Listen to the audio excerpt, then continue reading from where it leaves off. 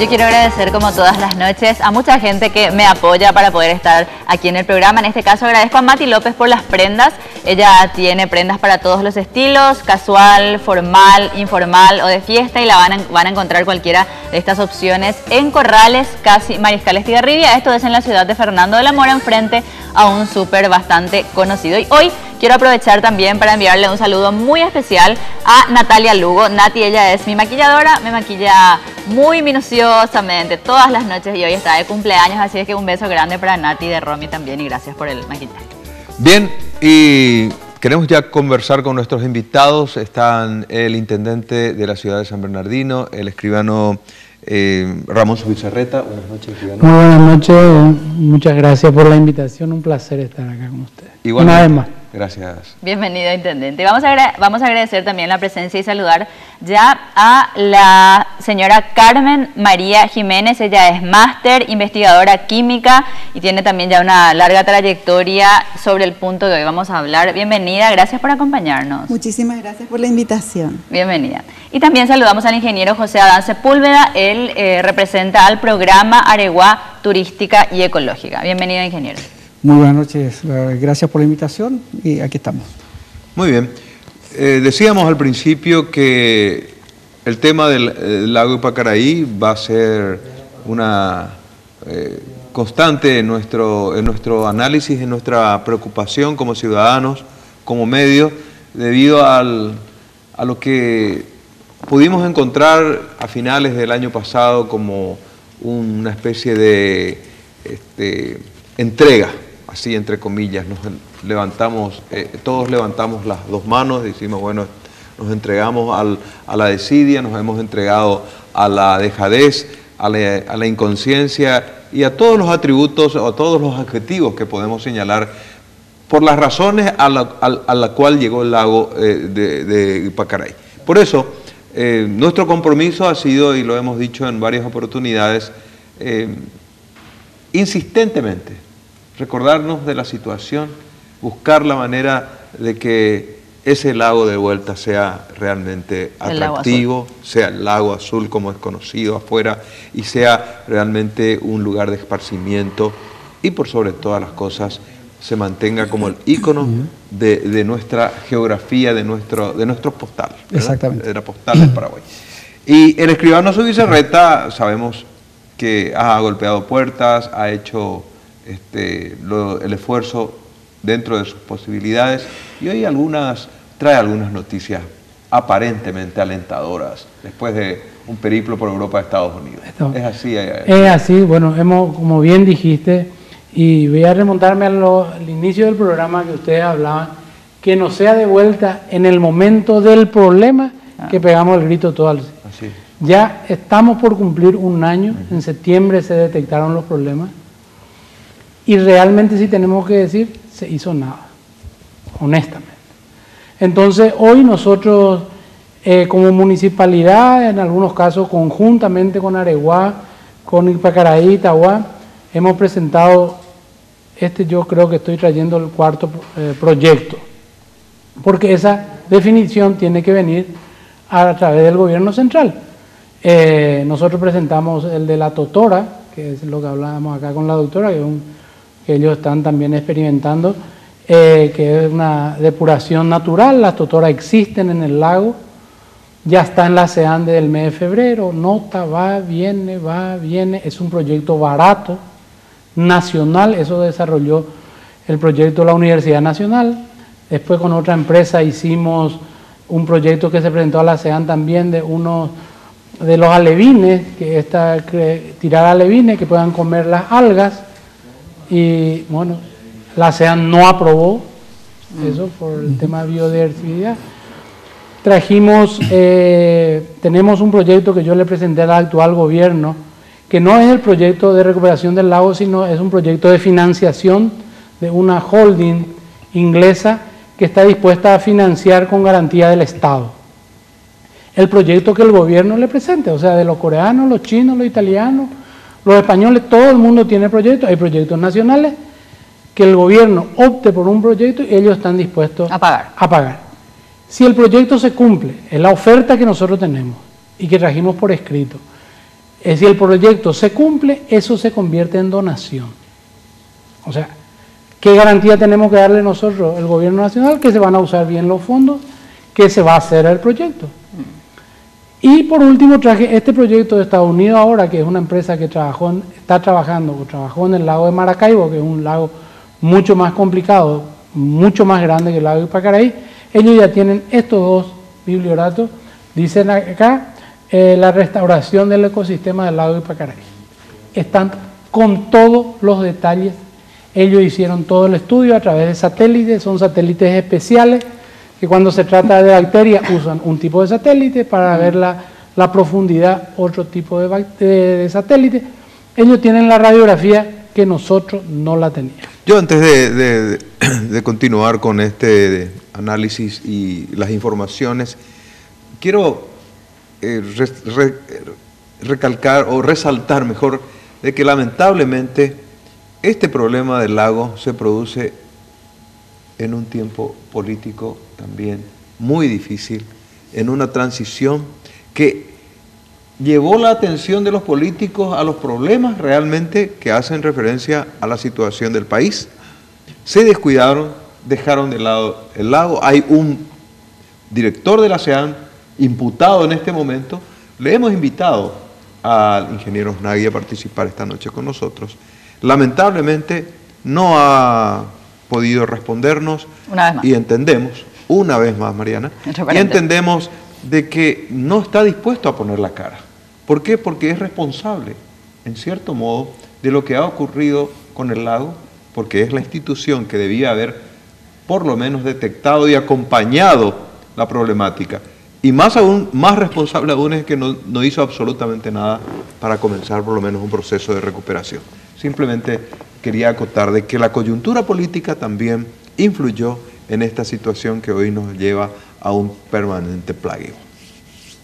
Así mismo, entonces la idea es volver a presentarle esta semana al gobierno entrante, porque estamos, como vos decías, en la coyuntura de los que se van ya no toman determinaciones. Y los que van a venir tampoco no quieren agarrar la posta. Y van a tener que, porque los damnificados somos básicamente San Bernardino y Areguá, que somos ciudades eminentemente turísticas, que no tenemos fábrica, no tenemos industria, vivimos de la industria turística. Pero mucho sector, un amplio sector de nuestro país depende también, porque recuerda usted, intendente, de que desde octubre, noviembre comienzan a prepararse todas las empresas para hacer también sus negocios en la zona de San Bernardino y sus adyacencias, de modo que es un negocio para muchos. Para muchos, ¿no? Indudablemente que es así.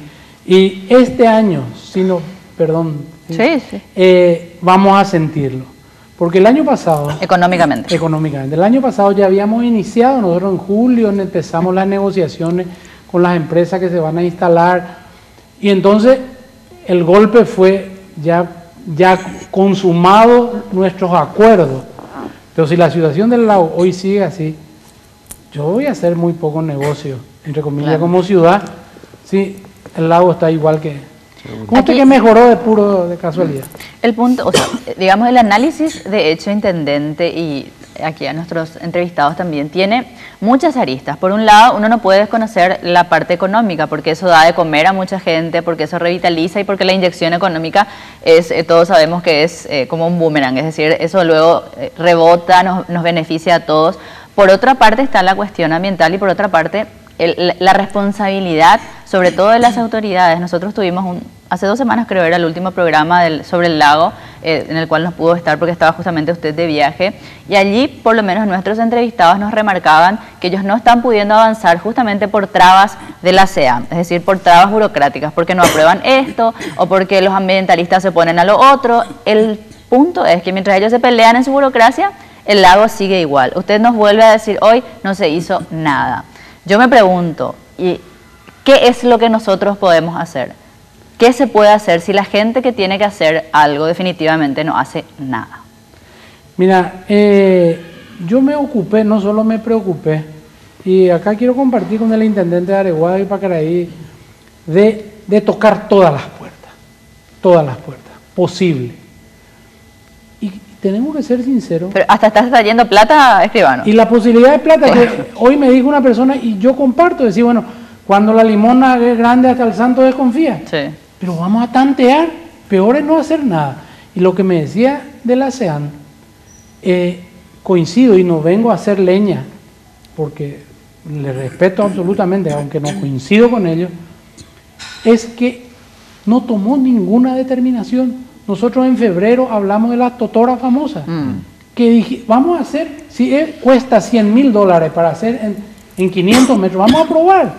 Nos vamos a entusiasmar y se va a entusiasmar el gobierno si mejora.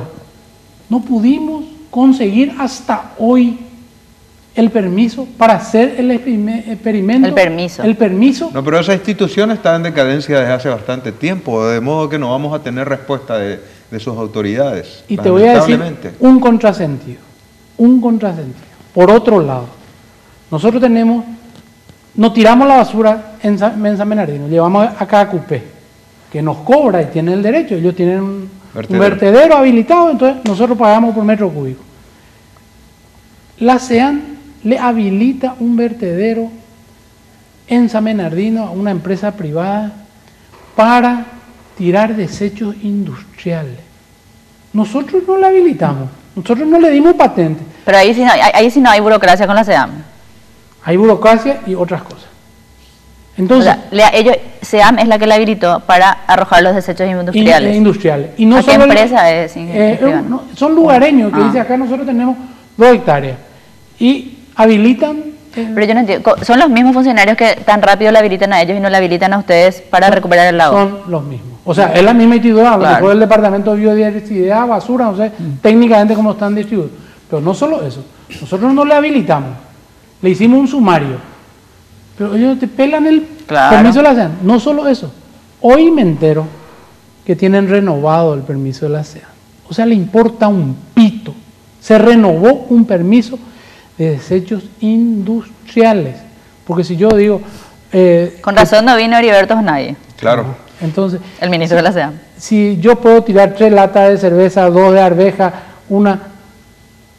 esto de desecho de curtiembre, por 100 tiene que multiplicar. Claro.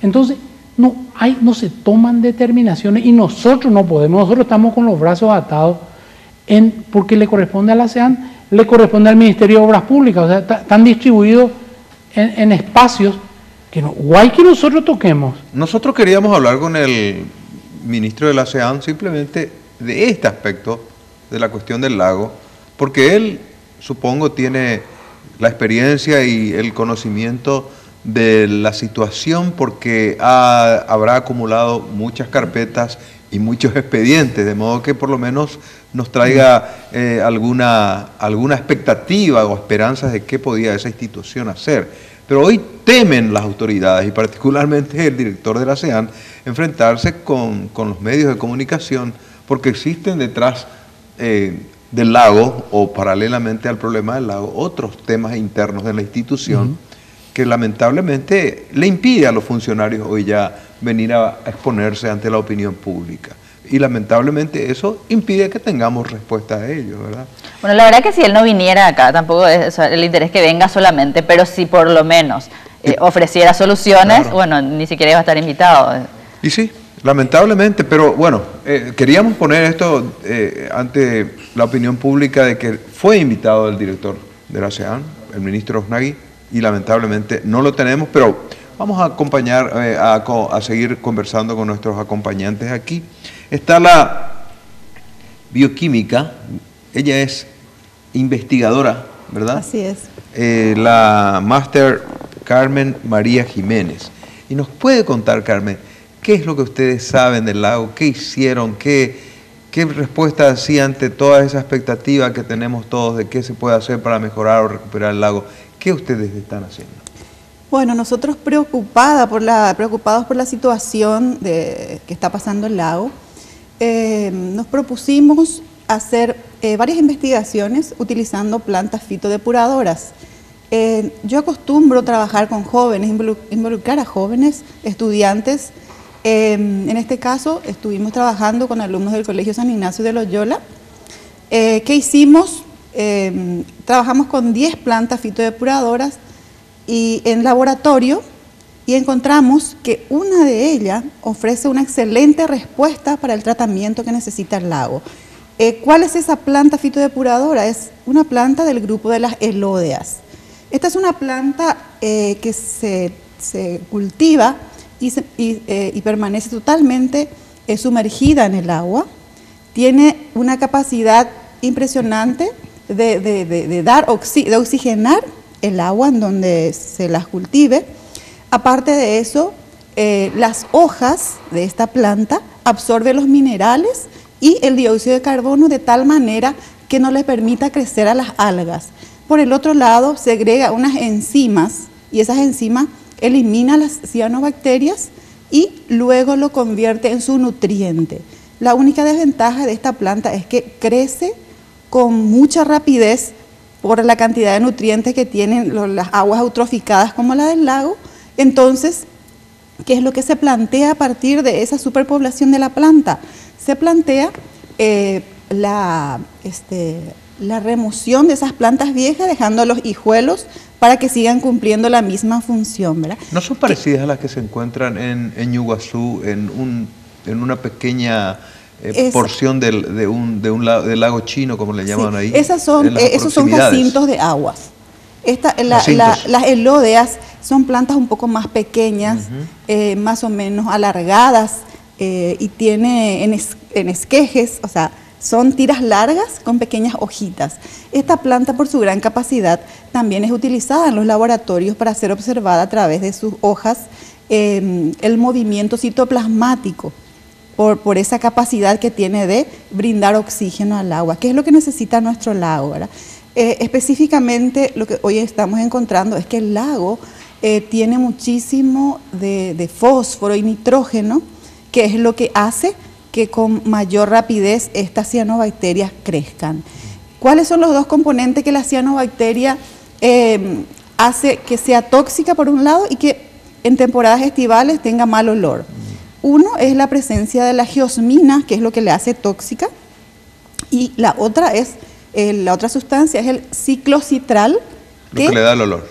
Que le da el olor que se genera cuando florece esa cianobacteria, ¿verdad? Entonces, encontramos en esta planta que cumple exactamente los requisitos. A partir de ahí, nosotros no pudimos hablar con el señor Zubizarreta, sin embargo, hablamos con el intendente de Areguá y él nos ofrece un espacio en el parque que tienen ahí al lado del lago. Hay una pileta de 64 metros cuadrados y vamos a bombear agua ahí para demostrar a la comunidad, a toda la gente que quiera ir a ver, el resultado del trabajo. ¿Qué dificultades tendrían ustedes si como experimento utilizan una porción, digamos, un espacio del lago? Nosotros no podemos trabajar sobre el espejo de agua sin tener la autorización de la ASEAN, y es mucha burocracia. Ellos, las cuestiones, las ideas nacionales menos se valoran.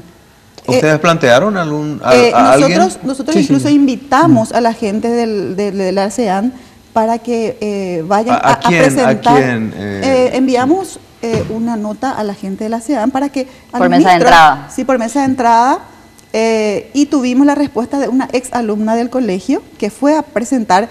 Solicitamos que nos planteen qué proyectos tienen para el lago, qué ya se hizo hasta hoy, qué respuesta obtuvieron, y nos presentaron algunos trabajos, pero ninguno de ellos generó ninguna respuesta, y nos hablaron de un montón de proyectos, pero los proyectos encarpetados nos sirven. Sirve para llenar el escritorio. Entonces, ¿qué es lo que nosotros queremos hacer involucrando a los jóvenes? Que esos proyectos se lleven a la práctica. Como no podemos trabajar sobre el espejo de agua, vamos a hacerlo en la pileta que nos cedieron en la Municipalidad de Areguá, y ahí va a estar expuesta para que la gente pueda ver. Vamos a hacer un análisis anterior y estamos solicitando apoyo a la CEMIT de la Universidad Nacional para que haga el análisis anterior, el tratamiento, luego análisis posteriores al tratamiento, porque más o menos se tiene que ver cada 21 días, se completa el periodo de crecimiento de esta planta. Entonces cada 21 días se hace para ir viendo el progreso o la respuesta de que generan estas plantas fitodepuradoras. te quiero complementar lo que dice la doctora para abundar en una información que es importante.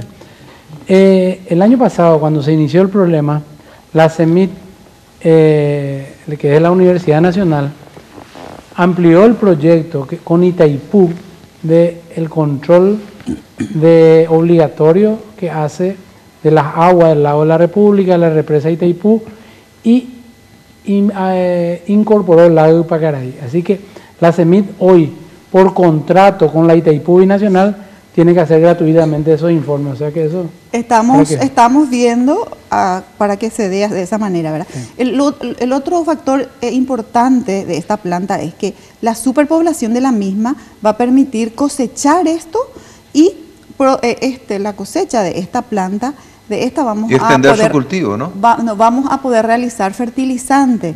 Y los fertilizantes que se obtienen a partir de esta planta son excelentes. ¿Por qué? Porque tienen suficiente cantidad de nitrógeno y fósforo, que es lo que necesitan las plantas para poder crecer. A la vuelta de la pausa queremos conversar, doctora, con el ingeniero Sepúlveda, porque tengo conocimiento de que algunas ideas también tiene a mano que puede darnos a conocer esta noche. Y acá lo que veo es que existen probablemente personas con coraje que estén dispuestos a ser procesados por la SEAN y que recuperen el lago. Ese es el desafío que hacemos esta noche. Así ¿verdad? Mismo. Así personas que estén dispuestas a ser procesadas por la SEAN, pero que recuperen el lago. ¿Qué le parece, arquitecto? Me parece... Yo creo que tienen que estar tranquilos porque probablemente la SEAN de tanta burocracia no va a poder ni procesar. Vamos a una breve pausa, ya volvemos.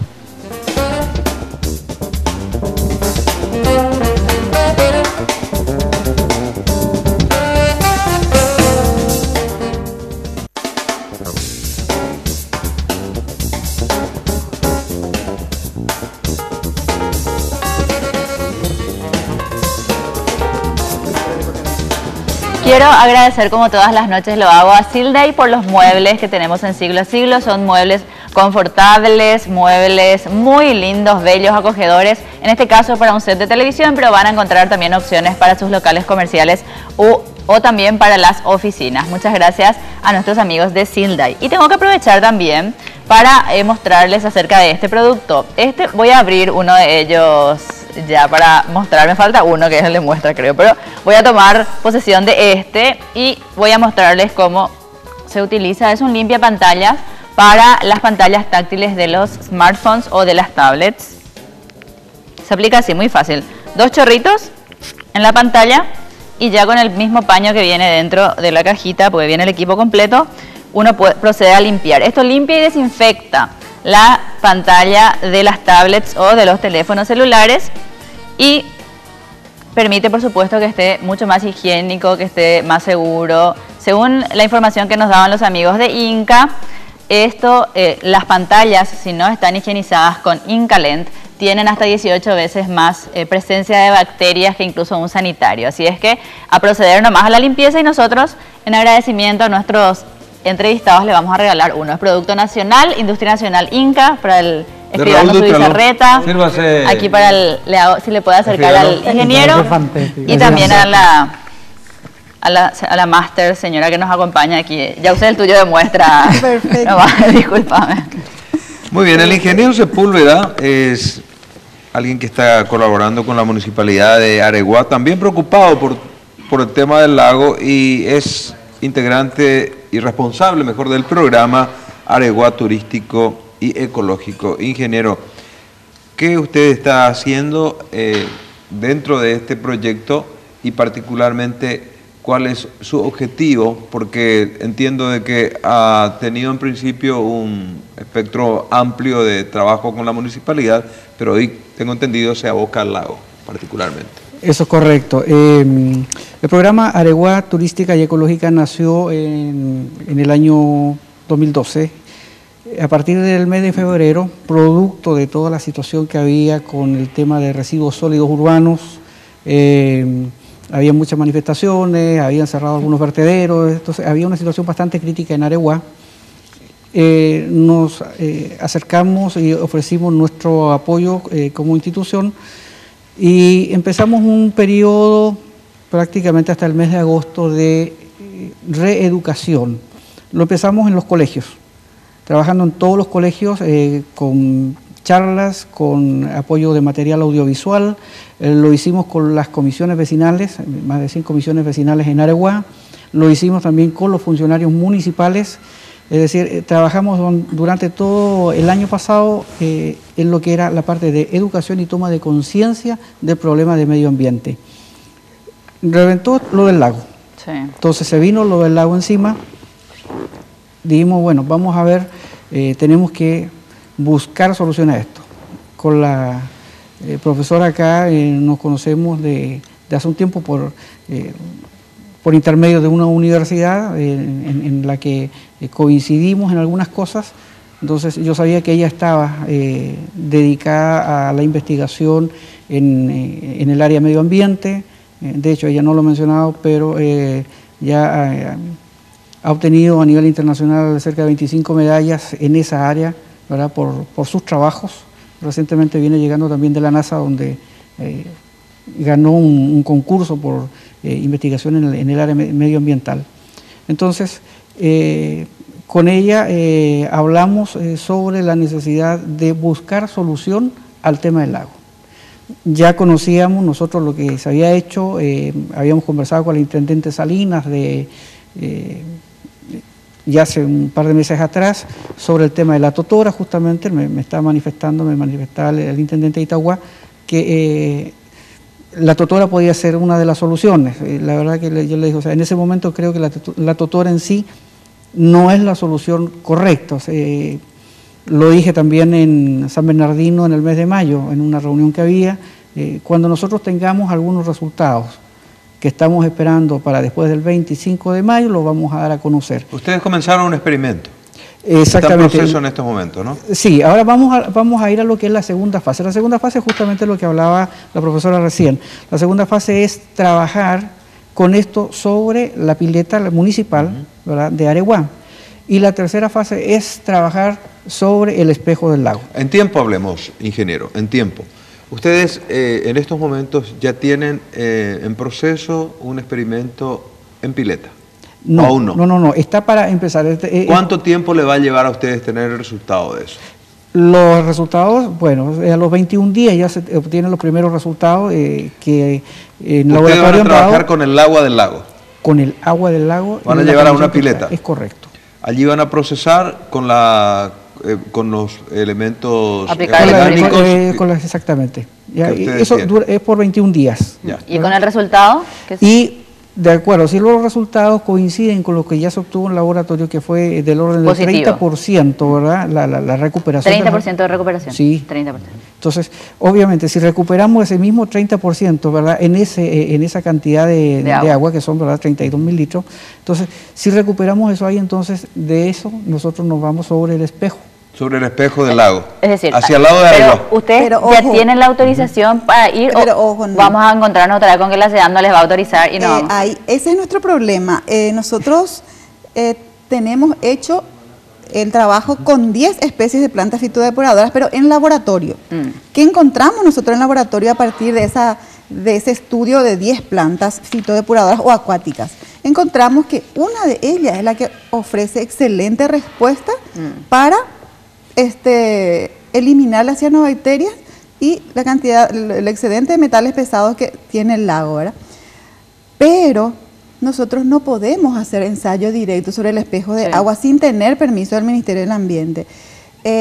Por eso se hace el ensayo en la pileta. Por eso se hace el ensayo en la pileta. Exacto. ¿Verdad? Ese ensayo en la pileta lo vamos a iniciar en esta primera semana de julio y más o menos va a durar 3 meses. Consideramos julio, agosto, septiembre. Y en septiembre tendrían el resultado. Sí, pero de todas maneras, a partir de 21 días del tratamiento ya se puede ir viendo resultados. Bueno, pero ahí le hago justamente la consulta. Ustedes a los 21 días y luego posteriormente a los 3 meses van a tener un resultado, van a decir, fue efectivo, se hizo, seamos optimistas. Sí, y después se van a quedar con la pileta recuperada y el lago no van a poder recuperarlo porque no tienen el permiso de la SEDAM. Nosotros hasta el momento no tenemos permiso de la SEDAM, ¿verdad? No tenemos permiso porque es demasiada burocracia en primer lugar, porque pide un montón de documentos y, por ejemplo, para que yo pueda entrar a nivel de promotora, ambiental, tengo que pagar un canon de casi 1 millón de guaraníes solamente para que yo pueda Bueno, acá entregar. está el intendente, ya tiene la chequera preparada para Hasta pagar. 1 millón no hay problema. Pero ese es solamente uno de los documentos. Bueno. Bueno, pero a mí o sea, parece un déjà vu, porque cada vez que estamos Sí. encontrando la solución, Encontramos el aparece la problema otra SEAM, vez, ¿verdad? ¿verdad? Para trancar en realidad. Sí, pero yo voy a decir algo. Por ejemplo, lo que en este momento nosotros vamos a hacer, no necesitamos el permiso de la SEAM para Sí, trabajar correcto, aquí.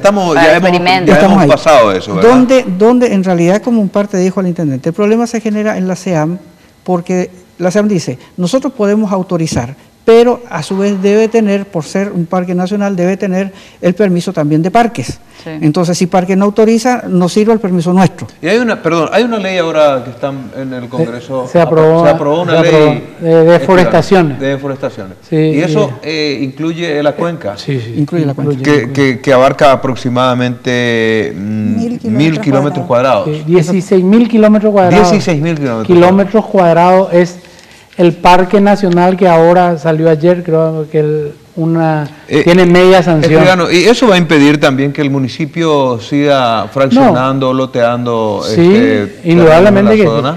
El problema es que es otro problema. El parque, las 16.000 kilómetros cuadrados que se declaró parque nacional, nunca se delimitó. O sea, dice 16.000 metros cuadrados, 16.000 kilómetros, 16.000 hectáreas, perdón, 16.000 hectáreas. Entonces, ¿qué pasa? Esas 16.000 hectáreas no están delimitadas. Pueden estar acá, puede ser un ipucú, puede ser redondo, puede ser rectangular, y que ahora se comprometen a demarcar el parque. Pues no está demarcado. O sea, dice 16.000 hectáreas. ¿Dónde? Acá más o menos. ¿Y quién tiene que hacer esa marcación? Y la SEAM se comprometió, dice, a mí no me consta, hoy me dijo el señor Leo Rubín, hacer de la semana que viene. La demarcación, ese es un problema grave, no está demarcado y entonces es terreno de nadie. Claro. Parque Nacional es un título. ¿Y la municipalidad de San Bernardino está haciendo loteamientos de humedales en estos momentos? Esa es una política que no es cierto. No es Sí. cierto. Hay preguntas al respecto, podemos aprovechar para aclarar Sí. también, Sí. escribano. Hay una consulta que dice, el escribano debería de aclarar el tema de la cuenca, está vendiendo los terrenos. Otro mensaje dice, ahora le va a importar Samber a este intendente, vende de todo, pregúntenle, vendió la cuenca del lago.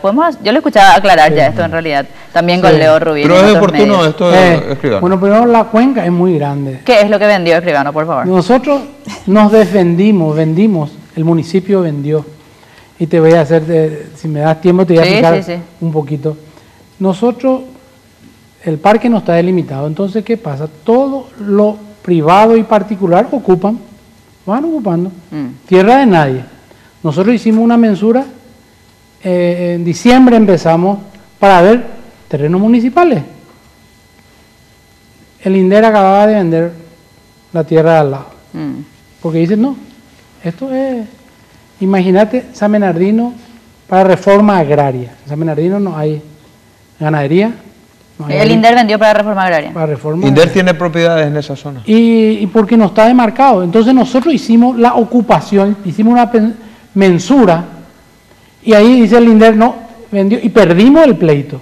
Nos quedamos con una porción de tierra ahí, de 3 hectáreas, y te voy a explicar, y ustedes van a sacar su conclusión. Con la comunidad quiere una cancha de fútbol, porque no tiene, y tienen un club hace 20 años. Y dijimos, vamos a vender, hicimos la mensura, el catastro nacional nos autorizó, el registro de la propiedad nos autorizó, hicimos una oferta, la Junta Municipal, los 12 concejales de los 3 partidos políticos autorizaron para invertir ese dinero en la colectividad, empezando por la cancha de fútbol. Nosotros vendimos en 600 millones de guaraníes. El municipio de San Bernardino, que entró al municipio. El INDER, pegado, la misma superficie, vendió 9 millones de guaraníes. ¿A quién será que le vendió? ¿Cómo quiero saber? A un particular. Entonces, ¿Y qué proyecto existen para hacer ahí en ese lugar? No, y el INDER solo puede vender para reforma para agraria. reforma agraria. Y si yo no voy a permitir municipalidad que se haga cultivo a la costa, en la costa porque no es lugar de plantación. O sea, que yo municipalidad, entonces, yo lo que hice... No, pero a mí me huele así, pensando mal, digamos, hay que hacer la investigación que si el INDER le vendió a un particular, probablemente ese le vendió a un amigo para su casa en Samber, escriban, o sea, no creo que se vaya ahí a plantar tomates. Me parece un poco difícil de pensar. Yo creo que nada en San Bernardino... Alguien se ganó una casa en Samber a costa de él. Nada en San Bernardino es para reforma agraria. Nada.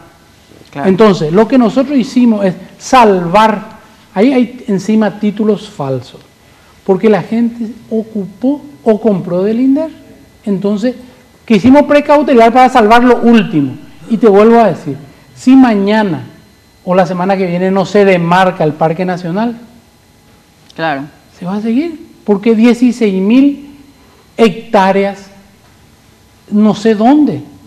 ¿Dónde están? ¿Dónde están? Porque dice, mira, vos tenés 1.000 metros cuadrados. Tú, lo te puede ser 10 por 100, o puede ser 20 por 50, o puede ser 25 por 78. El decreto ley donde se declara Parque Nacional dice 16.000 hectáreas. Usted recordará, escribano, cuando los inspectores de la CEAN y tal vez funcionarios de su institución de la municipalidad recorrían, verificaban las cuestiones ambientales de las poblaciones en la ribera del lago, hacia el lado del centro de San Bernardino, se encontró que el propio Club Náutico evacuaba parte de sus residuos cloacales al lago. Y eso, como ustedes recién se dieron cuenta. No, yo te voy a decir una cosa. Si vamos a decir, voy a defenderle al Club Náutico del cual soy parte.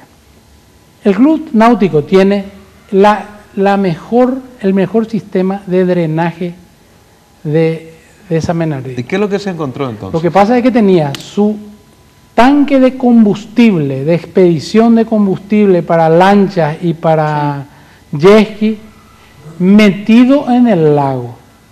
Con todo, de una firma que vamos a llamarle la Shell, que ya no está más Shell en Paraguay. Shell le puso un tanque de nafta y ahí entonces vos venías en tu lancha, cargada tipo estación de servicio.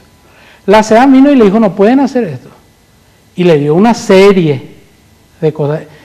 Como el sistema cloacal tiene dividido, todo su sistema cloacal tiene dividido en la cancha de fútbol.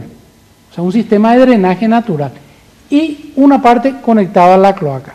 Ahora, hay otros problemas más serios que eso. Los hoteles de San Bernardino no tienen opción a conectarse a la cloaca. Está ahí por ahí la cloaca. Entonces vienen 500 personas a un restaurante, vamos a poner, o a un hotel de 50 habitaciones. Tienen su pozo ciego, pero no tienen la opción, porque vos le decís, bueno, ¿y qué voy a hacer? Te dice el hotelero. Yo no tengo alcantarillado sanitario. No me puedo ir a conectar.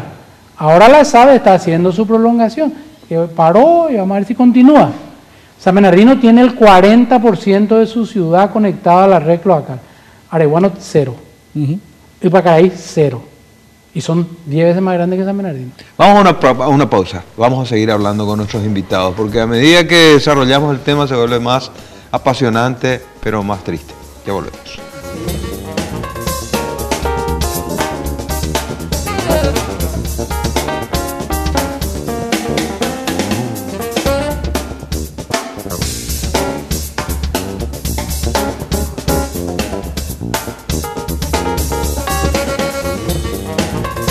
Y tengo una recomendación especial para madres e hijas. 8 citas fabulosas para madres e hijas es el título justamente de esta obra y habla acerca de cómo conversar con las hijas acerca de la belleza, la moda genial y la modestia. Dana Gresh es la autora de este título y vas a encontrarlo en Reflexión, Música y Libros, que está en Eusebio Ayala, casi República Argentina. Yo le envío un saludo especial a nuestras amigas de Reflexión, Música y Libros. Yo estuve esta tarde por allí y ellas, como siempre, dándome buenos consejos sobre la lectura también, así es que un saludo a todos ellos. Y en la medida que abordamos la problemática del lago de Pacaraí, nos encontramos con muchísimos aspectos que envuelven a este tema, y hoy el intendente Zubizarreta nos está diciendo de que la urbanización es uno de los problemas, y el atractivo de San Bernardino, o precisamente de la cuenca del lago, es justamente lo que lleva a las inmobiliarias a acelerar sus loteamientos, el primer adquirente, el que paga la primera cuota, ya tiene derecho a construir su vivienda y no existen las plantas de tratamiento, intendente. Y usted dice que San Bernardino tiene el 30 o 40%. 40%. Y los otros municipios, cero de planta de tratamiento. O sea, de alcantarillado sanitario. Perdón, de alcantarillado Entonces sanitario. eso, más tarde, mejor o peor, se va a morir al lago. Así es, Mariana Pineda, estamos ante una situación realmente caótica. Nosotros queremos ver con quien sea qué se puede hacer, porque no podemos, nadie puede quedar de brazos Yo creo que cruzados. mañana tenemos que ir a manifestarnos frente a la oficina del ministro de la SEAM. Sí, sí, Cartelito. pero no es el único responsable también. No. Vemos que hay otros factores, como lo que está señalando acá el intendente. Las inmobiliarias tienen sus intereses, tienen que lotear, tienen que vender a alto costo. El que compra tiene interés en ocuparlo, pero no sé qué interés habría en ir a San Bernardino o a la cuenca en este momento si el lago está podrido. Nosotros tenemos también interés que la inmobiliaria venga, o sea, una cantidad de intereses cruzados. Entonces alguien tiene que decir, bueno, poner las reglas de juego. Hay muchas y cumplir, y muchas instituciones involucradas. Pero el negocio va a terminar así. Yo no sé qué oferta puede darte una inmobiliaria hoy diciendo el atractivo fundamental está muerto, el lago. Sí, lo que pasa es que la empresa inmobiliaria, o sea, debería ofrecer, ya tiene el loteamiento, ¿verdad? Pero tiene también que ofrecerle una solución, en este caso, con una planta de tratamiento para el loteamiento que está vendiendo. Entonces, ahí la municipalidad es la que debería, a través de una ordenanza, otra vez, hacer cumplir la norma, porque la ley orgánica municipal, ¿verdad?, le establece en el artículo 12 que la municipalidad es responsable del cuidado de su medio ambiente. Entonces, implementar una ordenanza por la cual a la inmobiliaria que está efectuando o va a efectuar, presenta su proyecto de loteamiento, debe incluir, exactamente, ¿verdad?, debe incluir una planta de tratamiento de los residuos cloacales que se van a generar dentro de esa urbanización. Con eso, la municipalidad obviamente que va a estar salvaguardando, ¿verdad?, el intendente municipal, la junta municipal, van a estar salvaguardándose ante la ley, ¿verdad?, y la inmobiliaria... Guardando costos también. Exactamente. Eso se puede implementar, eso no lo hacen ustedes así. Nosotros no exigimos planta de tratamiento, honestamente, y no creo... ¿Y se podría ver eso vía junta municipal? Indudablemente va a tener un costo económico muy fuerte, porque la inmobiliaria que va a hacer un emprendimiento va a decir, bueno, se justifica que yo compre el terreno, lotee y gaste 100.000, 150.000, hay que dimensionar cómo sería la planta. Porque esa sería una... Pero sobre todo hoy, de repente, o sea, yo creo que es una medida, porque uno dice, bueno, ¿se justifica o no? Y la verdad que si el lago se va a seguir contaminando y se va a seguir ensuciando, se justifica.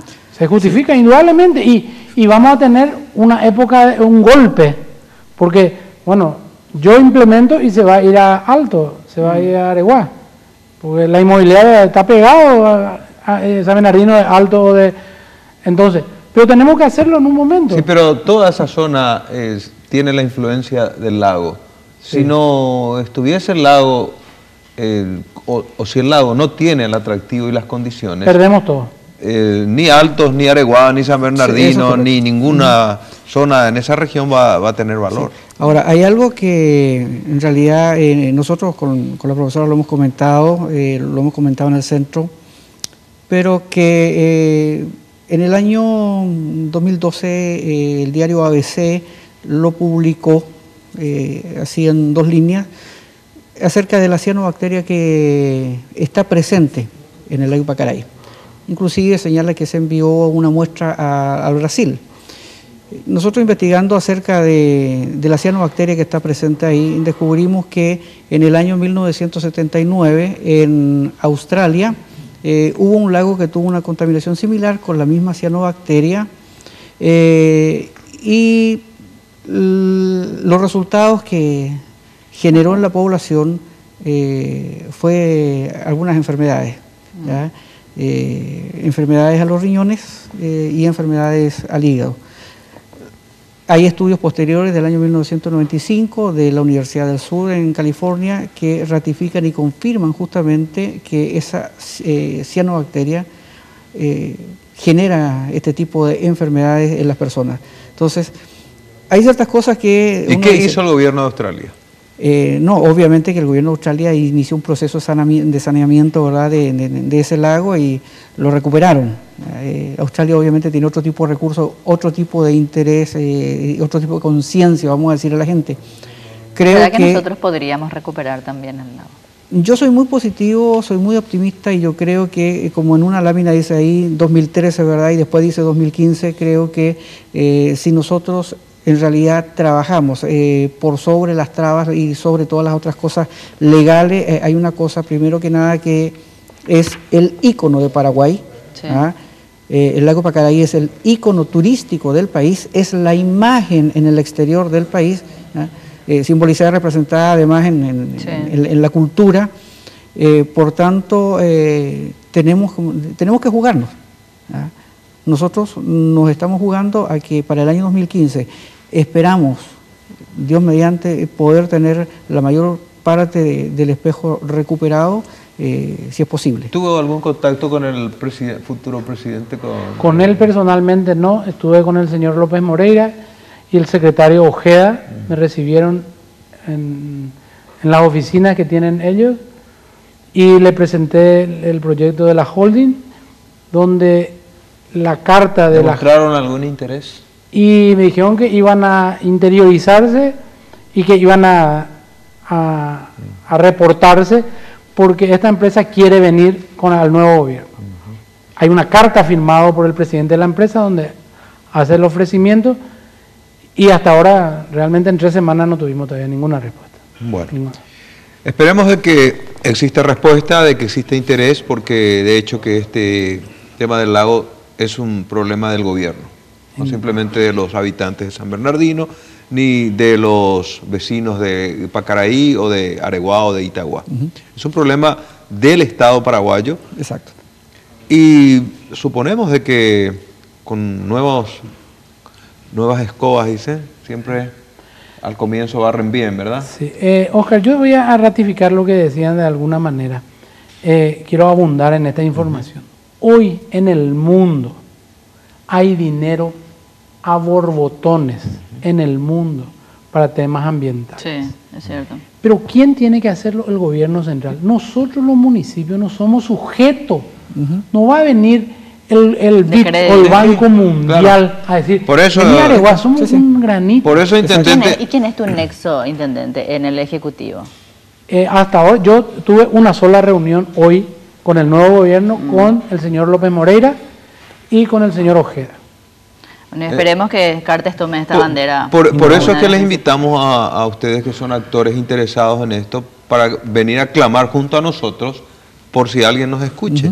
Pero realmente el interés debe surgir del propio Estado responsable del Estado. Exacto. En este caso, supongo que tampoco un legislador no va a tomar la iniciativa porque no está en sus atribuciones. Entonces, vamos a dejar encima de los hombros del señor Horacio Cartes. Él va a conseguir en 8 días Ojalá. los fondos para el proyecto.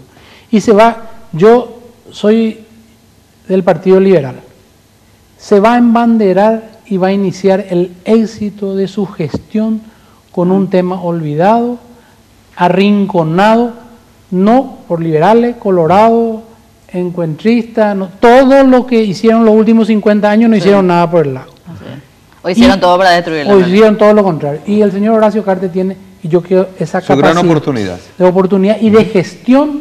Él es un empresario, de levantar el teléfono y decir, Banco Mundial, 30 millones de dólares, 50, si estamos hablando el gobierno central, de miles de millones de dólares. Ojalá. Sí, el BID tiene fondos para eso dedicados, Disponible. Exactamente, tiene fondos, el 60% de sus fondos están destinados en estos momentos para América Latina, para justamente problemas medioambientales. Y lo que decía el escribano, dinero hay dinero ofrecido, incluso también la cuestión acá es la gestión de nuestras autoridades. Nosotros nos quedamos sin tiempo, pero seguimos con el compromiso, Oscar, de vamos volver a seguir de nuevo este problema hasta que recuperemos el lago. Hasta recuperemos el lago. Muchas gracias. Gracias a ustedes. Gracias a ustedes. Muy amable. Ya volvemos.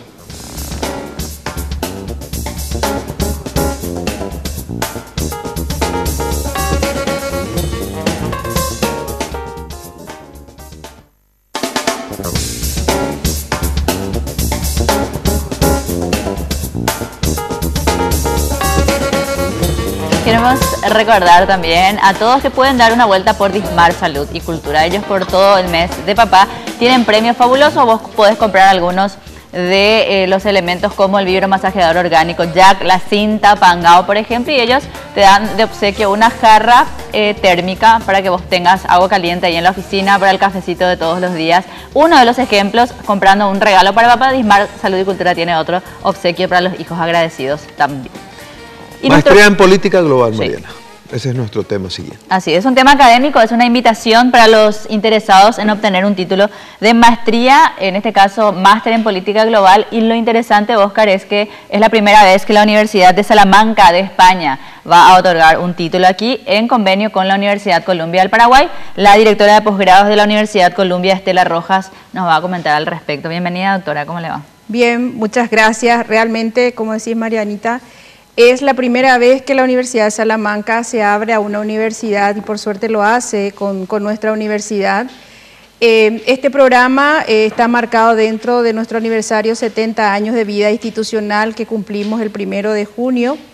La universidad con este programa diseña una potencialidad de ir afianzando todo lo que sea el liderazgo democrático y sobre todo buscando ambas instituciones en fortalecer todo lo que sea la parte profesional enmarcado en el ámbito de la ciencia política, ¿sí?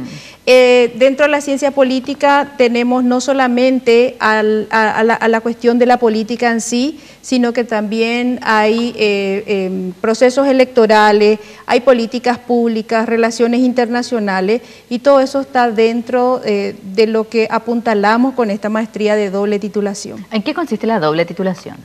La maestría, el programa en sí es reconocido no solamente por el gobierno de la Universidad de Salamanca, sino que también por el gobierno español. Este programa es lo mismo que estar cursando en la Universidad de Salamanca. Es decir, uno va a asistir a las clases aquí, pero va a obtener un título tal como si hubiese estudiado allí en la universidad. Así mismo. El plantel docente está integrado, de hecho, el programa por 12 módulos, 10 de ellos son docentes exclusivos de la Universidad de Salamanca. También viene un docente de la Universidad de Harvard y el otro del MIT que componen todo lo que es el plantel referido a la maestría. Entonces, lo que hace Columbia con la Universidad de Salamanca es justamente tratar de fortalecer estos conocimientos para nuestros profesionales, y como no hay esa posibilidad muchas veces de salirse del país, lo que hacemos es traer a estos grandes gurúes especialistas en lo que es la ciencia política. De hecho, la Universidad de Salamanca es reconocida una universidad de más de 800 años de vida institucional, y estamos trabajando dentro de ese enfoque. Y no se habrá imaginado, don Urbieta, a dónde iba a llegar su proyecto inicial, realmente, ¿verdad? nuestro eslogan siempre fue el sueño, el esfuerzo y el éxito. Yo creo que Columbia con esta maestría se está como posicionándose cada vez más en el ámbito de lo que son las relaciones internacionales, y no solamente eso, sino que también decimos nuestra vida institucional hace que cada vez tengamos que orientarnos más a la búsqueda de la profesionalización de nuestra gente. Es la primera universidad privada del Paraguay. Es la primera universidad privada del país, exactamente. Y hay un punto ahí, Óscar, justamente creo que Columbia tiene podemos destacar esa trayectoria de haber estado siempre acompañando el crecimiento, acompañando la demanda, la necesidad que tiene de formarse, en este caso el académico o el estudiante paraguayo. Yo en realidad puedo hablar como alumna porque fui alumna también de una maestría, pero estábamos la otra vez en el debate y la señora Mina Feliciano que le decía que estudió secretariado en Colombia. Sí, yo habré estudiado los primeros dactilógrafos fueron egresados de la Universidad de Colombia. Todos pasamos por esa. Yo estudié dactilografía en Colombia también, por ejemplo. Sí. Entonces, realmente hoy el nivel de la maestría, digamos, que se ofrece es diferente, ya con un título internacional, así es que... Tal cual, siempre escuchamos que en los grandes debates la gran ausente suelen ser las universidades. Lo que Columbia apunta con esto es justamente ser formadores de opiniones, porque esta maestría no solamente está dirigido a gente que hayan terminado Derecho, sino que a multiplicidades de profesiones a nivel de grado, que eso hace muy rico al momento de compartir en una clase. y también está orientado a comunicadores sociales como usted, a formadores de opiniones como ustedes, que es lo que es necesario en un momento determinado cuando empiezan los grandes debates, como lo que acabamos de escuchar, por ejemplo. Claro, el conocimiento. ¿Cuándo inicia la maestría? La maestría arranca el 24 de julio. El sistema de desarrollo es de solamente 4 días dentro de un mes determinado, ¿verdad? Imposible traerlos más tiempo a esta gente de Salamanca, y luego se tiene 3 o 4 semanas libres, ¿verdad? Vamos hasta el mes de noviembre, luego cortamos diciembre y enero, de manera que eso podamos dedicarlo a la familia, a las empresas, y de vuelta en febrero arrancamos con los siguientes módulos. Siempre pensamos que debe ser gratificante para instituciones precursoras de la educación, de la enseñanza, del aprendizaje, de la capacitación, como es la Universidad Columbia, sí. Y qué tristes se deben sentir o defraudados también cuando ven ustedes que comienzan a diseminarse por todo el país universidades que ni siquiera tienen la capacidad de ofrecer mínimas comodidades, mucho menos capacitación a jóvenes que aspiran, ¿verdad? Que quieren, no tienen culpa los jóvenes que ven allí el letrero universidad privada y se inscriben. Ese no es el problema del estudiante. Muchas veces en ese sentido, Oscar, a nosotros nos preguntan por qué la universidad no tiene filiales, sucursales en distintos puntos del país, y nosotros, nuestra política es justamente tener centralizado en la medida que porque tenemos que garantizar la calidad académica. La calidad, eso, el rector siempre dice, la calidad es una cuestión que aquí no se puede discutir, y tener justamente diseminado en todos distintos puntos del país cómo se controla la calidad de los docentes. Claro, un padrón alto implica, por supuesto, tomar ese tipo de decisiones, que en algún caso tal vez hasta dinero perderán, pero siempre mantienen el nivel, que es lo que requiere el estudiante, ¿no?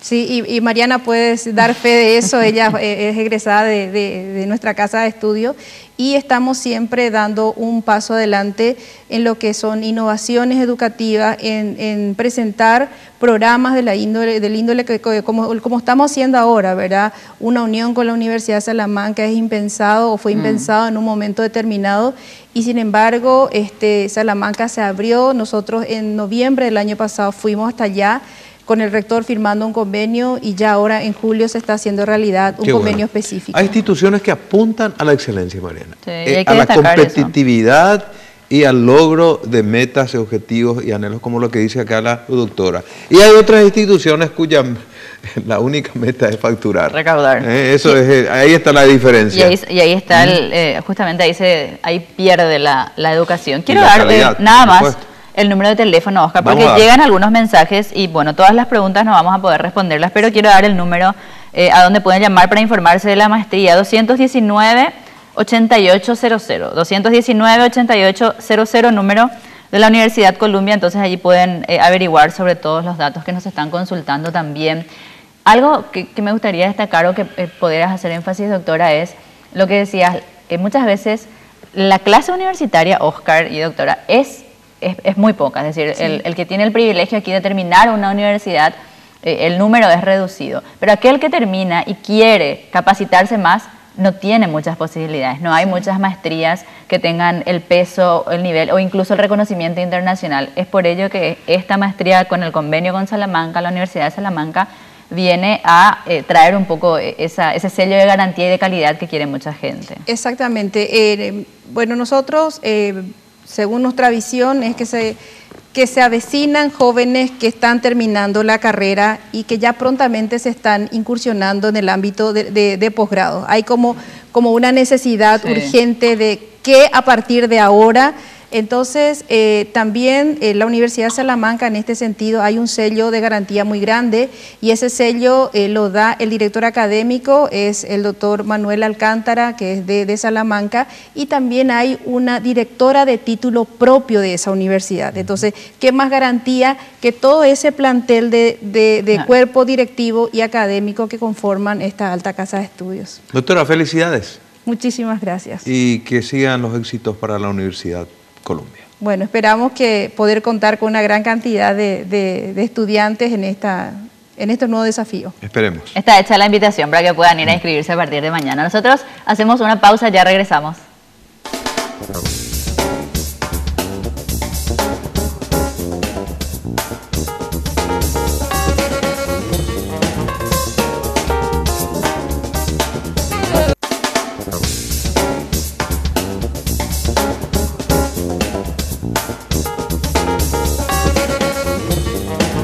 Quiero que nos acompañen a observar estas imágenes de lo que es el nuevo Rakiura Country. Es un barrio cerrado y es el primer country inteligente del país. Es, como ellos bien lo han denominado, lo que se llama un gran estilo de vida que en realidad se convierte tu día a día. Como dice la hija de don Roberto, en realidad en la publicidad es cierto. Mucha gente va el fin de semana a un día de campo y uno puede vivir todos los días como un día de campo en Rakiura Country, vivir esto de lunes a lunes, como algunos tienen la posibilidad de vivirlo solo algunas veces al año. Rakiura Country.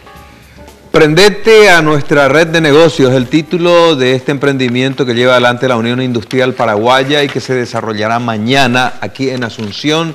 Para conocer detalles está con nosotros el licenciado Carlos Fariña. Él es gerente de la unidad de consultoría del Centro Paraguayo de Productividad y Calidad, CEPROCAL. Buenas noches, licenciado. Buenas noches, gracias por la invitación. Y como dice el eslogan, prendete. Queremos hacer negocios y estamos dentro de la Unión Industrial Paraguaya y el CEPROCAL avanzando en este emprendimiento y queremos un poco sacarle al empresario de la fábrica y hacer negocios. A ver, bueno. ¿de qué se trata esto? Networking es el nombre, la denominación del encuentro. Sí, lo que es una red de negocios, una red de trabajos, pero distinto. En vez de hacer un desayuno de trabajo o una reunión, hacemos algo distendido. Este va a ser tipo after office, ¿eh? Es un tipo after office. De 19 a 22 mañana. De 19 a 22. ¿Cómo es la temática de nuestro networking? Justamente, le sacamos de la fábrica, fuera de oficina, al empresario, al propietario, al gerente, ¿verdad? Donde nosotros en ese horario le juntamos con otros empresarios de otros rubros y donde ellos hacen alianzas, sinergias, ven nueva tendencia, oferta y demanda de productos y servicios. O sea que de repente hay una empresa que necesita justamente algún servicio o producto de otra empresa. Hasta se conocen personalmente y tal vez se conozcan de manera virtual, sí, pero mañana podrían tener la ocasión justamente de pasarse la mano. Mano, hay de repente empresarios o pequeños empresarios que nunca tienen la oportunidad de conocerle a un gerente de una empresa grande, claro, y esta es la oportunidad. Entonces, ahí se va a presentar, yo soy el comprador de tus productos. Hay que preparar tarjetas para repartir mañana. Sí, hay que tener tarjetas. Justamente una condición de nuestro networking es, la persona que va al evento tiene que ir con sus tarjetas personales, con sus folletos y con algunos obsequios para... Correos electrónicos, todo lo que o sea que no puede irse sin la tarjeta personal para justamente presentarse. Entonces, lo que nosotros hacemos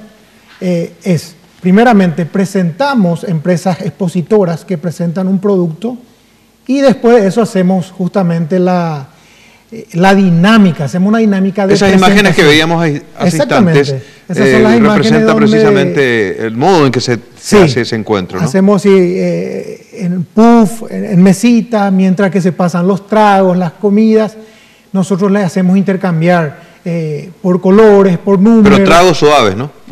Suave. De 19 a 22 horas solamente con tragos suaves. Sí, y más que nada, hay que aprovechar que no hay adicto. Relaciones. El tema principal en el rubro industrial es que a veces el industrial solo le envía al gerente de marketing o al encargado comercial, claro, y él no hace la relación, no rompe un poco el hielo. Y aquí es donde nosotros le presentamos personalmente, señor fulano de tal, de la empresa tal, señor fulano de tal, de la empresa tal. ¿Las experiencias anteriores dieron resultados? Sí, dieron resultados. Más que nada hicieron negocios. Hay empresas donde vendieron productos, ofrecieron, se conocieron. Y gracias a eso, la red, ¿cuál es el objetivo después de cada encuentro? Que la red continúe, donde ellos, a través de la base de datos, vayan ofertando productos, servicios y consigan entre ellos descuento. Entonces ese es el valor agregado que hacemos principalmente a los socios y también a los no socios de la Unión Industrial Paraguaya. ¿Cuál le parece a ustedes el atractivo para el empresario o el propietario que nos está viendo? ¿Cuál es la mayor ganancia de decidir mañana invertir el tiempo justamente en esta red de negocios? Sí, el contacto directo, ese marketing directo que hace cara a cara con otro empresario y donde tiene la oportunidad de conseguir el teléfono y el mail de esa persona más importante o de la persona que decide dentro de ese negocio y con el que puede justamente contactar y buscar. CEPROCAL forma parte, y nos decía, de la Unión Industrial Paraguaya. Sí. Ahora, esto no es solo para industriales, es para empresarios de diversos rubros. Sí. ¿O es solo nosotros estamos abiertos. CEPROCAL, que es la unidad de servicios de capacitación y consultoría de la Unión Industrial Paraguaya, se caracteriza por tener a socios como clientes y también como a no socios. Entonces, el no socio que tiene la oportunidad también de ofrecer sus productos al socio. ¿Los rubros de servicios también? También tenemos rubros de servicios. Ahí están, por ejemplo, mañana va a haber 2 rubros de servicios, una empresa. En la red nos piden, después de terminar cada evento, los socios de la red nos piden, invítenle a tal empresa o a tal servicio. Hoy se puede dar el caso, Fariña, de que pueda tener una relevante participación y hasta muy provechosa para esta rueda de negocios o de encuentros industriales, el rubro de los contadores públicos, por el hecho de que hay muchas empresas que tienen que comenzar a ponerse al día con las cuestiones del IVA, de la renta personal, cuestiones tributarias.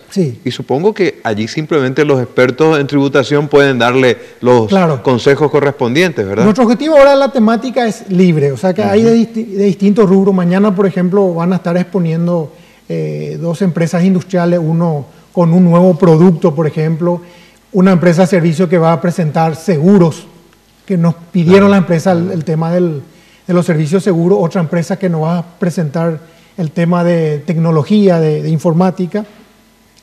¿Y a dónde apuntamos nosotros para los siguientes networking?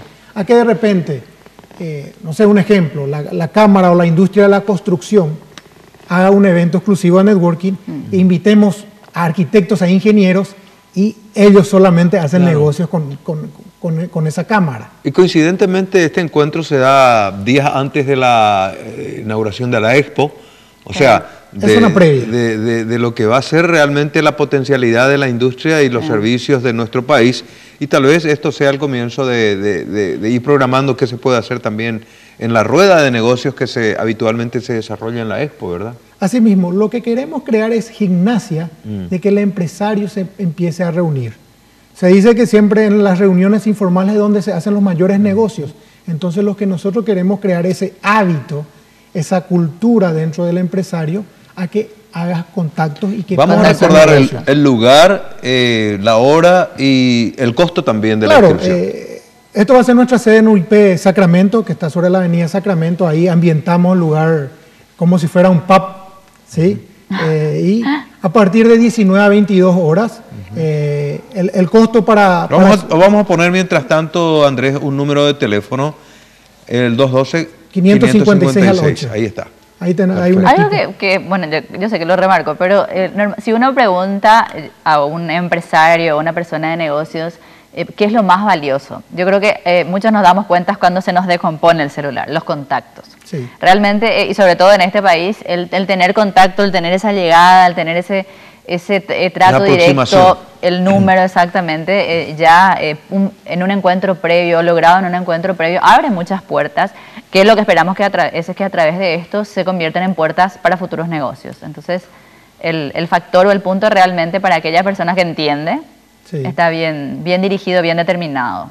También el valor agregado que damos justamente a ese empresario, a esas empresas pequeñas que no tienen la oportunidad de conocerse, rompen un poco ese hielo, se sacan esa timidez y tienen oportunidad. Hay empresarios que nos decían, yo nunca tuve esta oportunidad y ahora puedo trabajar con una empresa grande, puedo trabajar con una entidad financiera grande, me abrió las puertas, me saqué un poco esa timidez que tengo y que yo vivía en mi mundo solamente ahí en mi taller, en mi fábrica, y hoy uno puede presentarse y tener mayores oportunidades de negocio. ¿Existen algunos profesionales que CEPROCAL pueda tener a mano allí para asesoramiento en el caso de que algún empresario, algún industrial o o alguien interesado en conocer cuestiones relativas a aspectos legales de inscripción ante el registro de marcas, de comercios, alguien que pueda asesorar eventualmente, sí, existe. Nosotros tenemos un staff de profesionales multidisciplinarios y también siempre dentro de estas reuniones, de estos eventos, siempre están también nuestros consultores, nuestros formadores, donde justamente ellos un poco orientan a las personas en cualquier consulta que... Es un solo evento mañana. Mañana es un solo evento. De 19 a 22. De 19 a 22. Lo estamos haciendo ahora trimestralmente y después esto... Trimestralmente. La idea, y como en otros países se hace, esto llega a ser una vez por semana en algunos casos, y queremos llegar a ese objetivo y también hacerlo también en el interior del país. ¿La participación no tiene costo? La participación tiene un costo, una membresía, donde para el socio de la OIP es 120.000 guaraníes, donde participan 2 personas por empresa. Entonces puede ir el propietario, un gerente, o puede ir la pareja, claro, ¿sí? O puede ir el papá y el hijo, futuro empresario, y donde empieza el heredero. También, el heredero empieza a aprender a hacer negocio. Y para los no socios es 240.000 guaraníes. Están los que van a exponer, sí, y los que van justamente a... Sí. Hay expositores y participantes. Expositores y participantes. Sí. Bueno, está hecha la invitación, entonces prendete a nuestra red de negocios. Mañana a las 19 horas en la UIP. Gracias, Fariña, muy amable. Ya está hecha la invitación entonces para las personas, para los empresarios y hombres de negocio, a dejar un poco la agenda apretada y el escritorio e ir a hacer negocios pero en un ambiente más distendido. Vamos a cumplir con la última pausa. Así es.